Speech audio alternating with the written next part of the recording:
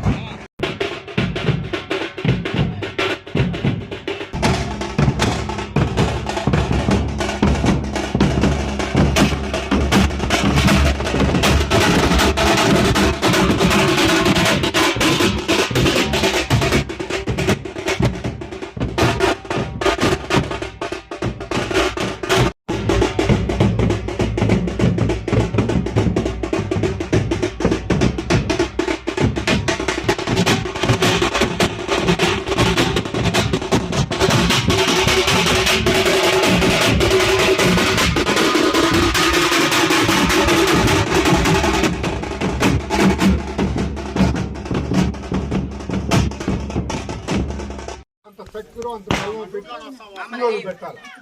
అన్ని ఇన్నోళ్ళు అయిపోయిన తర్వాత చేస్తారా? సరే చేయండి, సరేనా?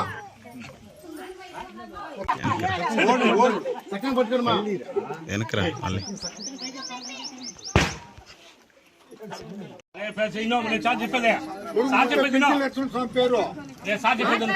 పేరు పెట్టాలంట. Very good.